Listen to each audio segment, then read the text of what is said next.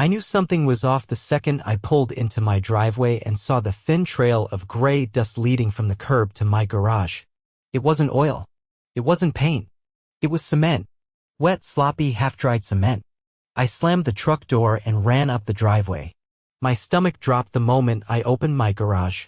Half the floor was flooded with cement. Not just spilled, dumped. Poured. Deliberately. My tool bench was half buried. The lower drawers of my storage cabinet were sealed shut. My son's bike? Trapped under a mound of drying sludge. I stood there, fists clenched, heart pounding, trying to process what I was seeing. And then I spotted the camera. I installed a motion-activated security camera above the garage last summer, after someone started leaving HOA warning letters wedged under my windshield. Caught everything. I ran inside, yanked up the footage, and there she was.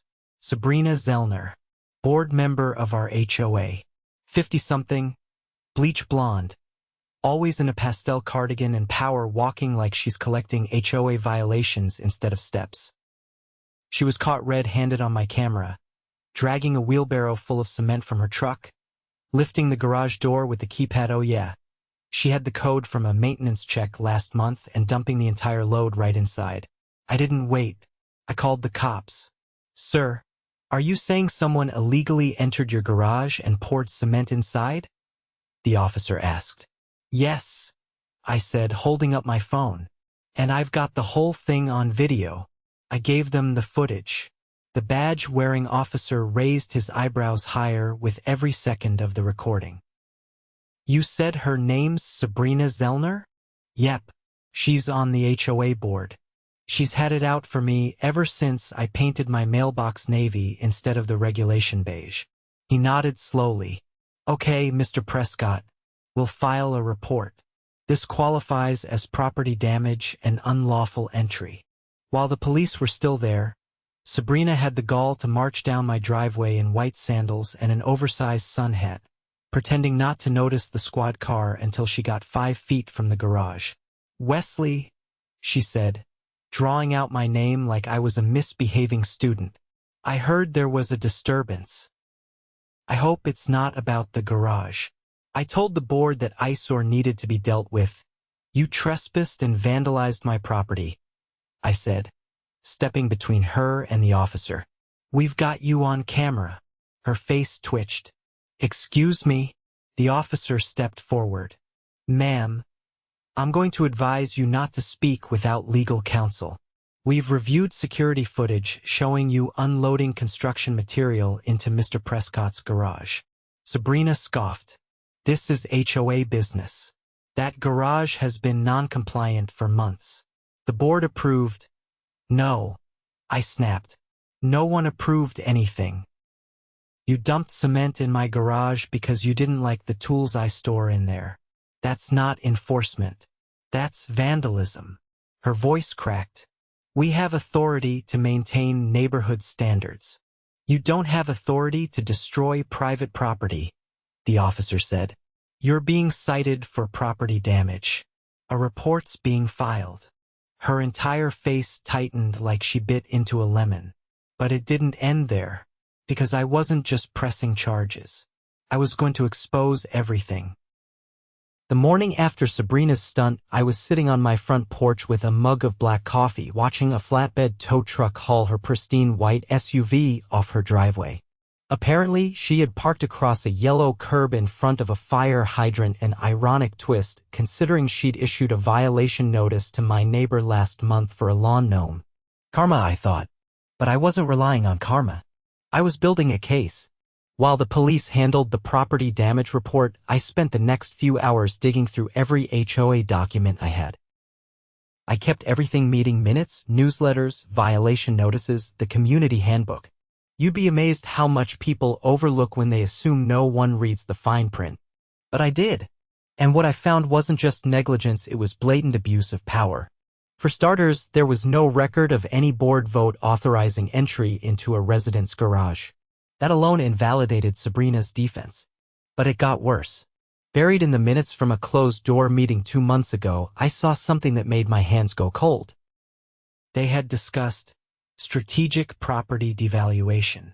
Sabrina had proposed targeting specific homes, ones she called visual disruptors, and using code enforcement to apply pressure until the owners relocated. She used that word, relocated, like we were inventory. I took screenshots, every page, every timestamp. Then I contacted my old friend, Marcus Bell. He was a municipal attorney and had spent 8 years prosecuting city-level corruption. We hadn't talked in a while, but when I told him what I had, he cleared his afternoon. "You're telling me she accessed your garage with a code obtained under false pretenses and dumped construction material inside?" Marcus asked, scrolling through the footage. "And then tried to frame it as a compliance measure?" "Exactly," I said. "And take a look at this." I showed him the minutes from the board meeting. He leaned in, reading quickly, eyebrows knitting together. "This is calculated. They're not enforcing rules. They're weaponizing them to push people out." "There's more," I said. "I found 3 other homeowners who've been hit with cascading fines and mandatory maintenance orders over the last 6 months. All of them made recent complaints against the board." Marcus sat back. "You need to file a civil suit. And if you're right about this being a pattern, we're looking at harassment, fraud, and possibly conspiracy to commit property tampering." "You think it'll hold up?" He nodded. "Absolutely, especially with that footage. Let me make a few calls." By the end of the day, Marcus had connected with a local prosecutor who agreed to review the case. We handed over the evidence, videos, documents, testimony from affected residents. The prosecutor's office launched a formal investigation into the HOA board. Meanwhile, Sabrina acted like nothing was happening. She strutted around the neighborhood in her signature pastel sets, clipboard in hand, jotting down notes as if she were still queen of the cul-de-sac. But the whispers had started. Word spread fast after a patrol car visited her home and served a notice to appear in court. The following week, the HOA held its monthly open meeting. Normally, only a handful of residents showed up. This time, it was standing room only. I walked in with Marcus and 3 other homeowners who had experienced similar harassment. Sabrina was seated at the head of the table, flanked by the other 2 board members, Jeff, who never spoke unless prompted, and Lillian, who looked like she wanted to be anywhere else. Sabrina tapped her pen against her notepad. "Let's begin with the new business. Actually," I interrupted, "I'd like to address the board under homeowner concerns." She stiffened. "You'll need to file a written request for that." "Already did. Last Friday." "And I have the timestamped email." I handed a printed copy to Lillian, who read it silently and nodded. "You have 3 minutes," Sabrina muttered. I stepped to the front and connected a laptop to the projector. The first slide showed the cement-covered garage floor. The second was the footage Sabrina dragging the wheelbarrow, punching in the code, pouring the cement. Gasps echoed around the room. I turned to face the crowd. "This is what your HOA board did to me. Not because I violated any code, but because I didn't fold to intimidation. And I'm not the only one."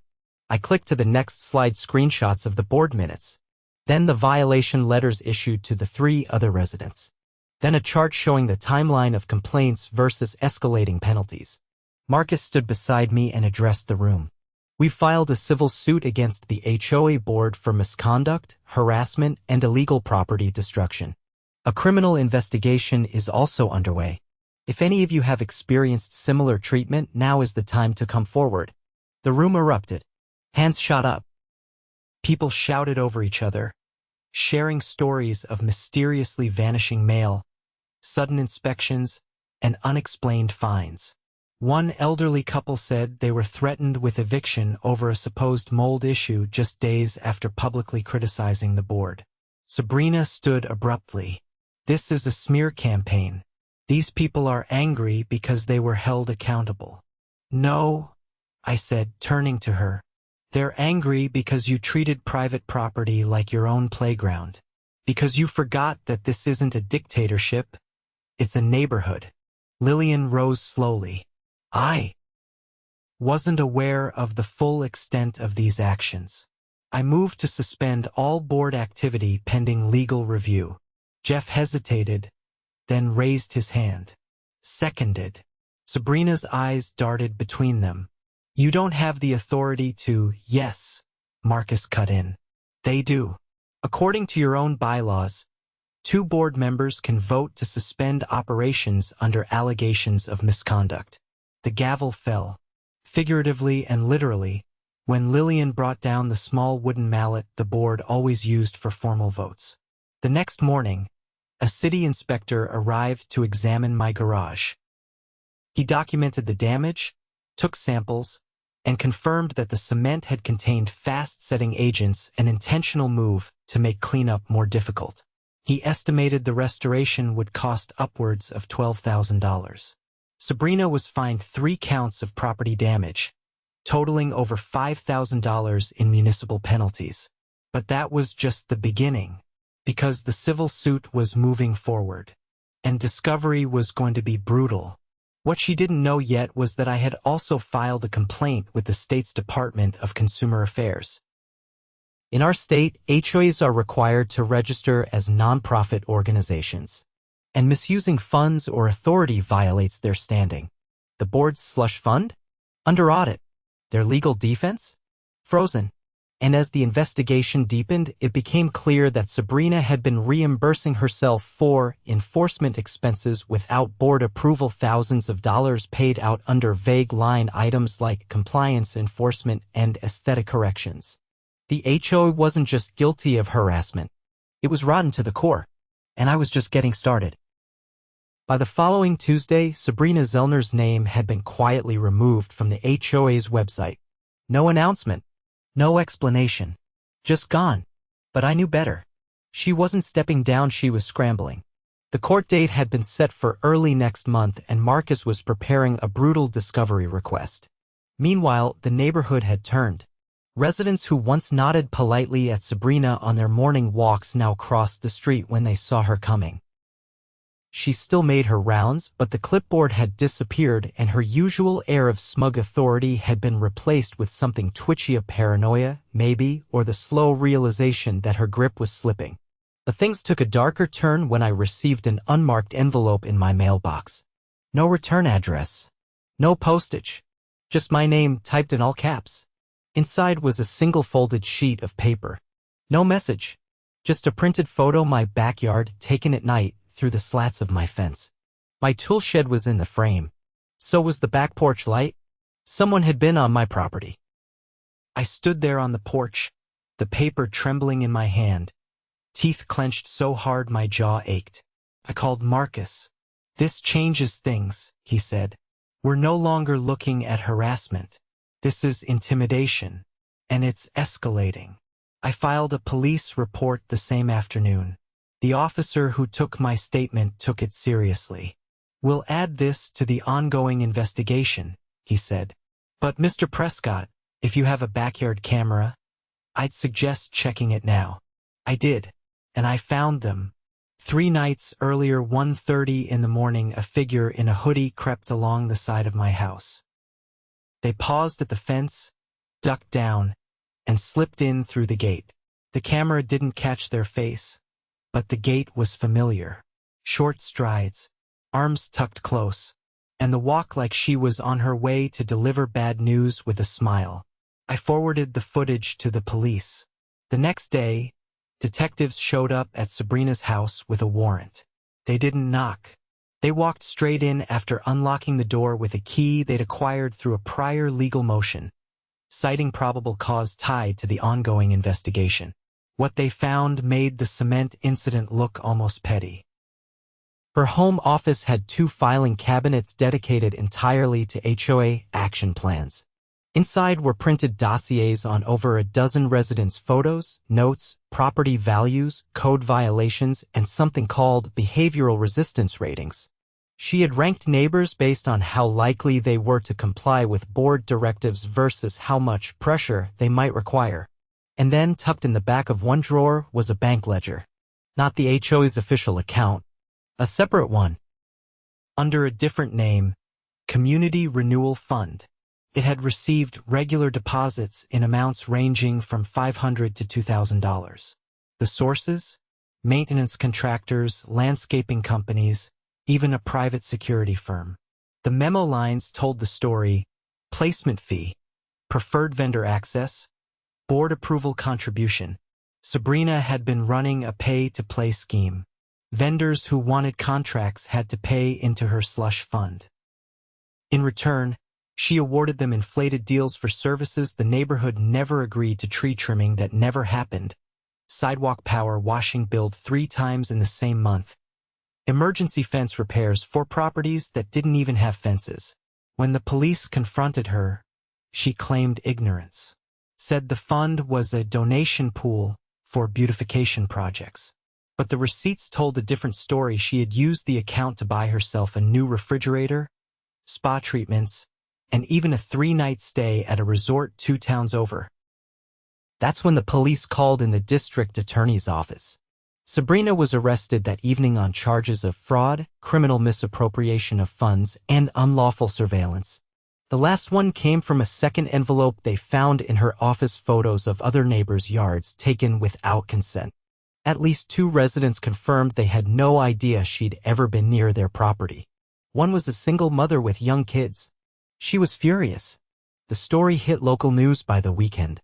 HOA board member accused of fraud and harassment, the headline read. The broadcast showed Sabrina being walked out of her house in cuffs, looking nothing like the pastel-wrapped enforcer we all knew. Her hair was unkempt. Her cardigan was buttoned wrong. She didn't speak.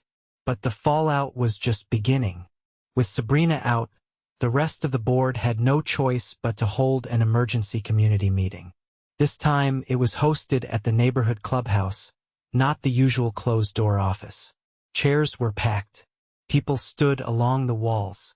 I sat near the front with Marcus, my arms crossed, the photos from my garage printed and laid out on a folder in my lap. Lillian, the only remaining board member who hadn't been implicated, stepped up to the podium. "I want to acknowledge what's happened," she began, her voice tight, "and I want to apologize on behalf of this board." Marcus stood. "Apologies a start. But this community deserves transparency. We're demanding a full audit of the HOA's finances and an independent oversight committee." There was applause. Real, sustained applause. Lillian nodded. "I agree. Effective immediately, the HOA board is suspended until a new election can be held. The books will be open to all residents. And we're drafting amended bylaws to limit board powers in the future." Another voice rang out from the crowd. "And what about the money she stole?" It came from an older man in the back, the same one who'd been fined for trimming his hedges without board approval. Marcus responded, loud enough for the room to hear. "Restitution will be part of the civil suit, and the DA's office is pursuing criminal charges. If she's convicted, there's a good chance that money will be recovered." I stood up next. We trusted people to manage our community. Instead, they used that power to silence, intimidate, and exploit. We're not letting that happen again. This time, the applause was louder. After the meeting, neighbors I barely knew came up to shake my hand. A retired firefighter offered to help rebuild the shelves in my garage. A high school teacher brought over a printout of the new election procedures she drafted. Even the grumpy guy down the street, the one who used to glare at everyone's recycling bins, muttered something that sounded like, "Nice work." It wasn't vindication. Not yet. But it was the start of something better. A week later, I got a letter from the district attorney's office. They were expanding the investigation to include the contractors who had paid into Sabrina's fund. At least one had already confessed to knowingly inflating invoices to secure more work. A grand jury was being convened. Subpoenas had been issued. As for Sabrina, she made bail, but her home was dark. The blinds stayed shut. Her car hadn't moved. I heard through the grapevine that she was trying to sell the house, but no one was biting. Not in this neighborhood. Not anymore. The cement in my garage was gone now, professionally removed, paid for through a temporary lien placed on her property. My tools were cleaned, my son's bike restored, the floor resealed. But I left one thing untouched. A single patch of gray in the back corner where the cement had hardened too deep to grind down completely. I kept it there as a reminder. Not of what she did, but of what we stopped. I hadn't planned to speak at the city council hearing. But when I walked into the chamber that Thursday morning, 2 weeks after the neighborhood meeting and 3 days after a second contractor admitted to bribing the HOA board, I saw the familiar rows of folding chairs filled with neighbors, reporters, and city officials, and I knew silence wasn't an option. The hearing had been scheduled to address the growing number of complaints against several HOAs in the county. Ours, thanks to Sabrina's unraveling empire, had become the centerpiece. A red folder marked Prescott sat on the desk in front of the council chairwoman. She was reading it when I stepped up to the podium. "I'm not here to vent," I began, my voice steady but low. "I'm here because this was never just about cement." The room hushed. Someone in the back leaned forward in their seat. This was about someone using a position of trust to control, humiliate, and exploit the people they were supposed to serve. And when that wasn't enough, they crossed the line into criminal behavior. I didn't raise my voice. I didn't need to. I had the council's full attention. I have a family, a career. I pay my dues. I follow the rules. But the moment I questioned how those rules were being used, I became a target. Within weeks, my property was invaded. My belongings were buried under a literal dump of cement. And it wasn't an accident. It was a message. I paused and glanced at the folder. But I wasn't the only one. Others were fined into submission, threatened with foreclosure, labeled as disruptive elements in private notes, all because they asked questions. The chairwoman nodded once. "Thank you, Mr. Prescott. Your testimony will be entered into the public record." I stepped down, heart pounding harder than it had in court. Marcus caught my eye from the front row and gave a barely perceptible nod. The remainder of the hearing moved quickly. A representative from the Department of Consumer Affairs presented the results of their audit over $40,000 in misappropriated funds across 18 months, all linked to the so-called Community Renewal Fund. Not a single dollar had been recorded in official HOA financial statements. Then came the real bombshell. The assistant district attorney stood and addressed the room. Following the ongoing investigation into the Prescott case and related matters, we have obtained a sealed affidavit from a former vendor detailing an illegal kickback loop involving at least 2 other board members. We have reason to believe that forged signatures were used to authorize liens against properties without homeowner consent. A murmur rippled through the room. The ADA continued without pause. We've also discovered falsified inspection reports submitted to the county. Properties were marked as code violating despite being in full compliance. These reports were used to justify enforcement fees, which were then funneled back into the unauthorized fund. The chairwoman set down her pen. "This goes far beyond mismanagement." "It does," the ADA said, "which is why we're pursuing felony charges against Ms. Zellner and 2 additional former board members. Charges will include wire fraud, conspiracy to commit fraud, unlawful surveillance, and falsification of public records." Someone in the audience let out a slow whistle. The next day, I received an official notice from the county clerk. I'd been approved as a key witness in the upcoming trial. Marcus told me it was rare for a civil case to trigger this kind of criminal prosecution so quickly, but the evidence Sabrina had left behind was like a blueprint of corruption. Every receipt, every photo, every forged document had been cataloged and cross-referenced. The state was building a case that didn't just involve our HOA, it was about setting a precedent. Meanwhile, our neighborhood had changed in small but noticeable ways. The tension that had once clung to every front lawn was gone. People talked more, walked dogs in pairs, shared tools, and swapped stories about repairs without the constant fear of a fine appearing in their mailbox the next day. A retired electrician named Ben, who had once been fined for storing a ladder against his side fence, offered to help me install a new security system. We took down the old camera over my garage and put up 3 newer models, one facing the driveway, one over the backyard gate, and one with a wide lens mounted under the eaves. "I'm not worried," I told him as we secured the final bracket in place. Ben wiped his hands on a rag. "Doesn't hurt to stay alert.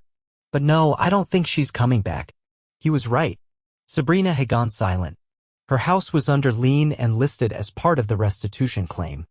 She'd hired a defense attorney from out of town, someone who'd already been quoted in the paper calling the charges overstated and politically motivated. But nobody was buying it. The evidence was overwhelming and the residents weren't interested in spin. I visited the courthouse again 2 weeks later with Marcus to give a deposition. This time, I saw a new face in the waiting area, a woman in her early 30s, holding an accordion folder and wearing a badge that identified her as a representative from the State Housing Ethics Commission. She introduced herself as Camille and asked if I'd be willing to answer a few questions about the HOA's internal communication practices. I told her everything I knew. 3 hours later, she left with a folder full of copies and a promise. We're working on legislation to prevent this kind of abuse moving forward. Your case is going to help shape it. When I got home that evening, my son was in the driveway, riding his bike in a wide loop around the mailbox. He waved when he saw me and called out that he'd beaten his lap record. The bike, once buried in cement, now looked good as new. I leaned against the truck and watched him circle the yard. For the first time in months, things felt normal. Not just fixed cleared, like the air after a wildfire. A week later, the court set the trial date. Sabrina and her co-defendants were officially indicted. The charges carried stiff penalties, including restitution to the affected homeowners and mandatory forfeiture of any assets gained through the fraudulent scheme. The assistant DA told Marcus that the case was nearly airtight, and unless Sabrina's lawyer pulled a miracle from thin air, a conviction was almost guaranteed. I never saw her again in person, but I did catch a glimpse of her attorney speaking to reporters on the courthouse steps the day the indictments were announced.